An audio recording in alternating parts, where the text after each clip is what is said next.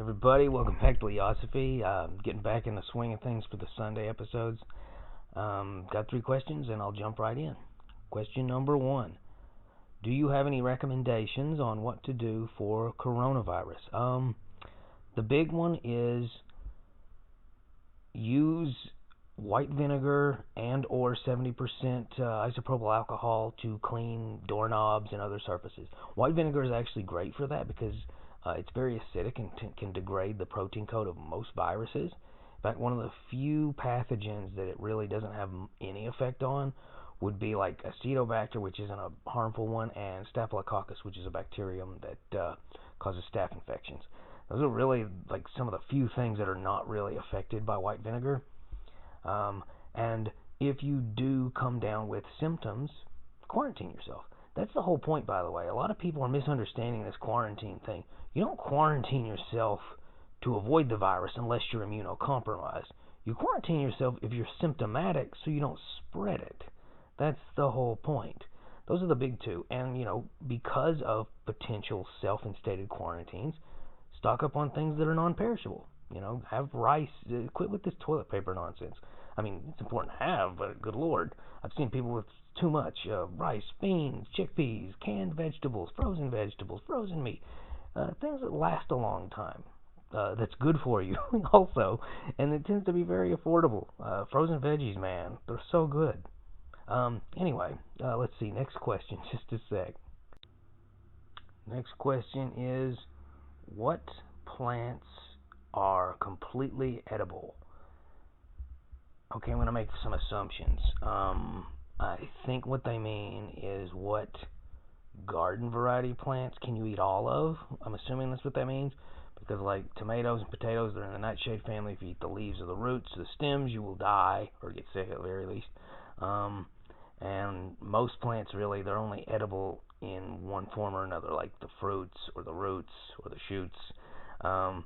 So let's see. You can eat all of an onion, all of garlic, all of leeks, pretty much that whole allium family. You can eat all of those. Beets. Not enough Americans understand how good beet leaves are. They're real good. Pretty sure you can eat all of Swiss chard, but maybe not the roots.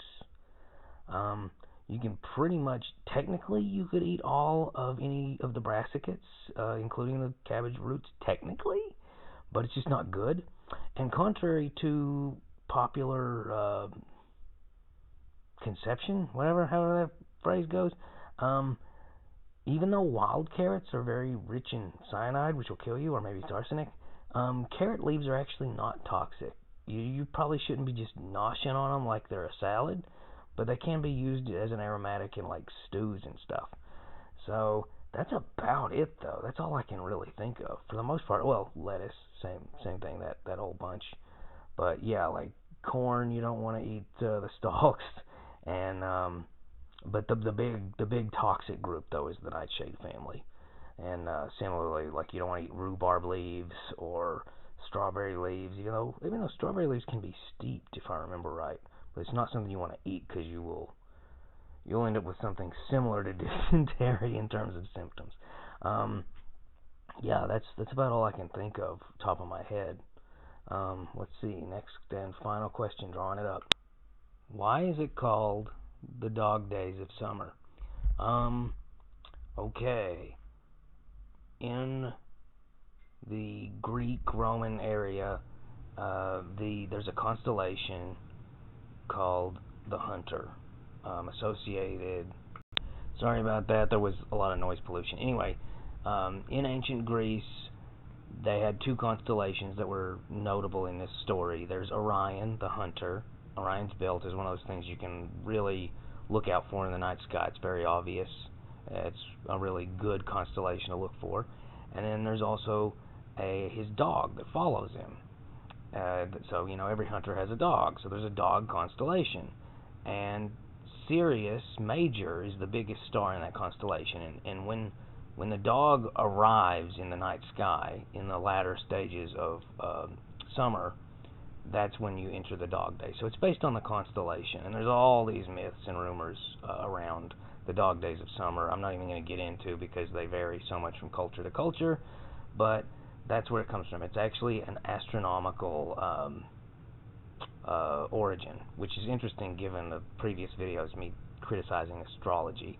But well, astrology, astronomy, they're very different. I kind of misspoke there. Anyway, like, share, subscribe, keep asking questions. I think that's it. Bye.